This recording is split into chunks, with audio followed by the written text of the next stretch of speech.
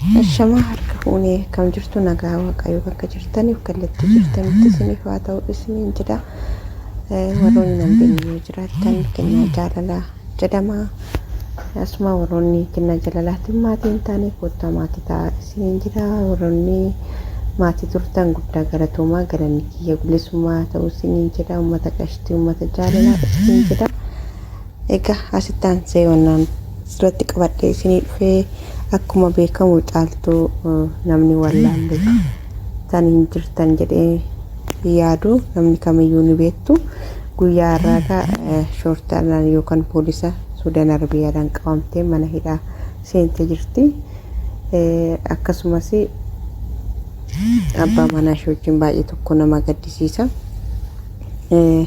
Dhugaa hedduu tokko nama gaddisiisa. Maaliif jennaan mucoon tun akkuma beektan qabsooftuu Oromoo ija Oromoo bakka Oromoo rakkatetti akkasumas bakka rakkoo addaatti obboleewwan ishee mana hidhaa keessatti yeroo dheeraadhaaf dararamaa kan ture hooyi yaadattu ta'e yeroo baay'ee sagalee taatee maallaqaan irree humna isheetirree gargaara kan turteedha. Har'a garuu isheenuu deebitee atti makamtee jirti sagalee taa'aa warroonni dandeechanii akka warroonni hiqamaa qabdan dhaxxanii gaafattanii isiniin jedha. Warroonni Suudaan Arabiyaa keessa jirtanii isiniin jedha dhugaa baay'ee tokko nama gaddisiisa. Biitti ormaa biyyuma ormaati yoomiyyuu ammuus gaarii ta'e ammuus firiidamii qabaate biyya ormaa keessa biyyuma ormaati. Biyyi ormaa rifaatuu qabaa gadda qabaa maaliyyuu ta'e kan biyya ofii wannuma fe'aa ta'u kan biyya ofii namaa gahu hin jiru isiniin jedha.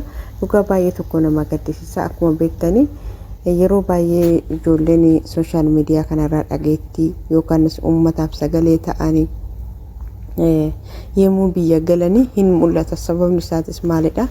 Sababa biyya keenya keessa mootummaanis ni jira. Haa mootummaa sodaatu rakkoo tokko waa'ee qabsoo kana keessa dubbachuudhaaf baay'ee sodaachisaadha. Namoonni biyya galee hiriyaa ishee takka ni beektu yoo ta'e duraan baay'ee qabsooftudha. Dhugaa akkuma biyya galtee ni dhabamte. Ijoolleen baay'ee gizii biyya galan intarneetiidhaanis dabalatee neetwoorkii biyya keenyaanis dabalatee ni badu jechaadha. Ijoollee akkanatti qaqqaaliiwwan kana uummata sagaleetiif ija Oromooti sagalee ta'an kana dhugaa rabbii baay'ee tokko caaltuu akkuma beektan abbaa manaa ishee waggaa tokkoyyuu hin guunne gaala erga godhatte ji'a 7-8 irra hin jiru.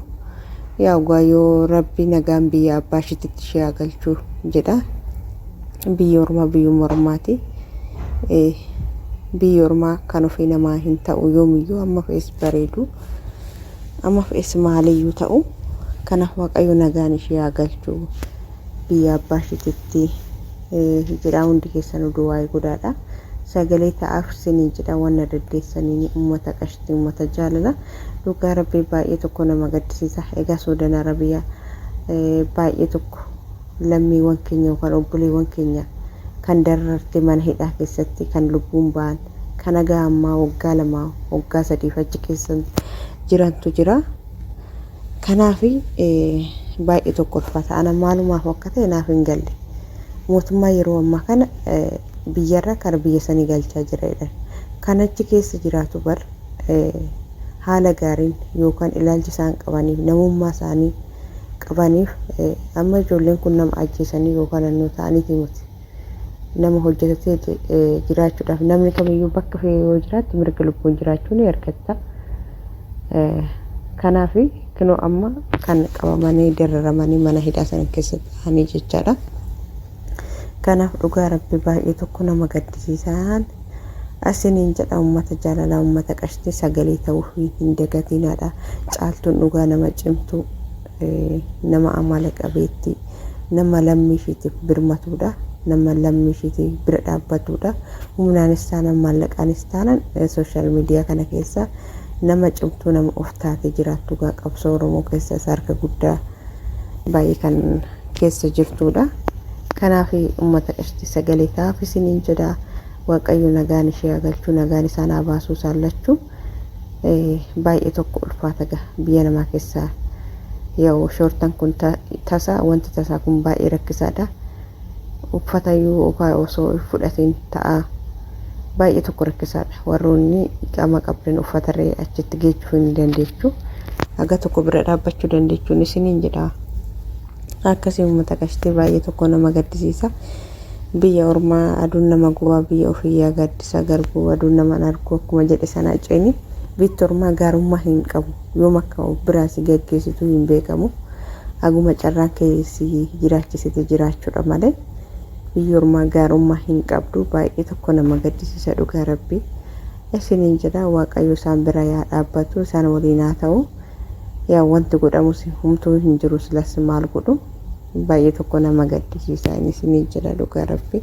Inni warroonni biraa immoo of eeggadha. Warroonni waraqaa hin qabne akkuma argitanitti sosocho'inaadha. Shamaa harka fuunee kam jirtu nagaa waaqayyo bakka jirtaniif kallattii jirtanitti isiniif haa ta'u isiniin jedha. Warroonni nan beekne jiraatan kennaa jaalalaa jedhama. Asuma warroonni kennaa jaalalaatiin maatii hin taane kottaa maatii ta'a isiniin jedha. Warroonni maatii turtan guddaa galatoomaa galanni kiyya bilisummaa ta'u isiniin jedha. Uummata qashtii uummata jaalalaa isiniin jedha. Egaa asittaan seewwannaan irratti qabadhee isinii dhufee akkuma beekamu caaltuu namni wallaalle tan hin jirtan jedhee yaadu namni kamiyyuu ni beektu. Guyyaa har'aa shoortaan yookaan poolisa Suudaan Arabiyaadhaan qabamtee mana hidhaa seentee jirti. Akkasumas abbaa manaa ishee wajjin baay'ee tokko nama gaddisiisa. Dhugaa hedduu tokko nama gaddisiisa. Maaliif jennaan mucoon tun akkuma beektan qabsooftuu Oromoo ija Oromoo bakka Oromoo rakkatetti akkasumas bakka rakkoo addaatitti obboleewwan ishee mana hidhaa keessatti yeroo dheeraadhaaf dararamaa kan ture hooyi yaadattu ta'e yeroo baay'ee sagalee taatee maallaqaan irree humna isheetiin irree gargaara kan turteedha. Har'a garuu isheenuu yoo deebitee atti makamtee jirti sagalee taa'aa fi warroonni dandeechanii akka warroonni hiqamaa qabdan dhaxxanii gaafattanii isiniin jedha. Warroonni Suudaan Arabiyaa keessa jirtanii isiniin jedha dhugaa baay'ee tokko nama gaddisiisa. Biyyi ormaa biyyuma ormaati yoomiyyuu ammas gaarii ta'e ammas firiidamii qabaate biyya ormaa keessa biyyuma ormaati. Biyyi ormaa rifaatuu qaba gadda qaba maaliyyuu ta'e kan biyya ofii wannuma fe'aa ta'u kan biyya ofii namaa gahu hin jiru isiniin jedha. Dhugaa baay'ee tokko nama gaddisiisa. Akkuma beektanii yeroo baay'ee ijoolleen sooshaal miidiyaa kanarraa dhageettii yookaan uummataaf sagalee ta'anii yemmuu biyya galanii hin mul'ata. Sababni isaatis maalidha? Sababa biyya keenya keessa mootummaanis ni jira. Haa mootummaa sodaatu amma rakkoo tokko waa'ee qabsoo kana keessa dubbachuudhaaf baay'ee sodaachisaadha. Namoonni biyya galee hiriyaa ishee takka ni beektu yoo ta'e duraan baay'ee qabsooftuudha dhugaa. Akkuma biyya galtee ni dhabamte. Ijoolleen baay'ee gisee biyya galan intarneetiidhaanis dabalatee neetwoorkii biyya keenyaanis dabalatee ni badu jechaadha. Ijoollee akkanatti qaqqaaliiwwan kana uummata sagaleetiif ija Oromooti sagalee ta'an kana dhugaa rabbii baay'ee tokko caaltuu akkuma beektan abbaa manaa ishee waggaa tokkoyyuu hin guunne gaalee erga godhatte ji'a 7-8 irra hin jiru. Yaa yoo rabbii nagaan biyya abbaa isheetti ishee haa galchu jedha. Biyya ormaa biyyuma ormaati. Biyya ormaa kan ofii namaa hin ta'u yoomiyyuu amma fe'es bareedu amma fe'es maaliyyuu ta'u kanaaf waaqayyo nagaan ishee haa galchu biyya abbaa isheetti jedha. Hundi keessanuu du'aa guddaadha. Sagalee ta'aaf isinii jedha wanna daddeessanii uummata qashtii uummata jaalala. Dhugaa rabbii baay'ee tokko nama gaddisiisa. Egaa Suudaan Arabiyaa baay'ee tokko lammiiwwan keenya yookaan obboleewwan keenya kan dararte mana hidhaa keessatti kan lubbuun ba'an kan agaa ammaa waggaa 2 waggaa 3 achi keessa jirantu jira. Kanaaf baay'ee tokko ulfaata. Ana maalumaaf akka ta'e naaf hin galle.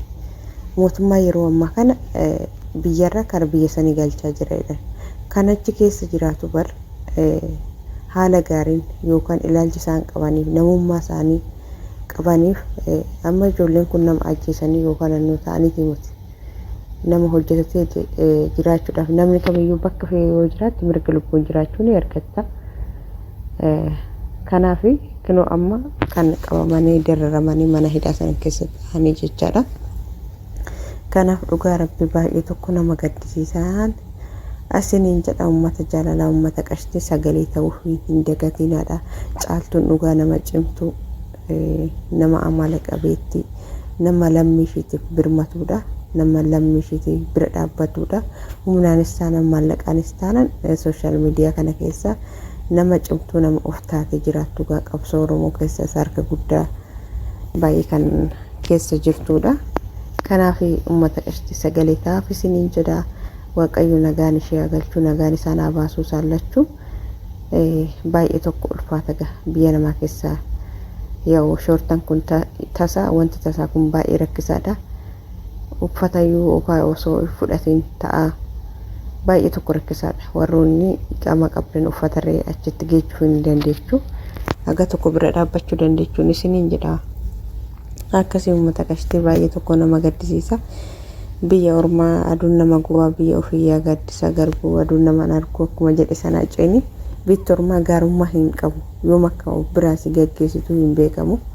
Aguma carraan keessi jiraachisite jiraachuudha malee biyya ormaa gaarummaa hin qabdu baay'ee tokko nama gaddisiisa dhugaa rabbii. Isiniin jedha waaqayyo isaan bira yaa dhaabbatu isaan waliin haa ta'u. Yaa wanti godhamus humtuu hin jiru silas maal godhu baay'ee tokko nama gaddisiisa isiniin jedha dhugaa rabbii. Inni warroonni biraa immoo of eeggadha. Warroonni waraqaa hin qabne akkuma argitanitti sosocho'inaadha.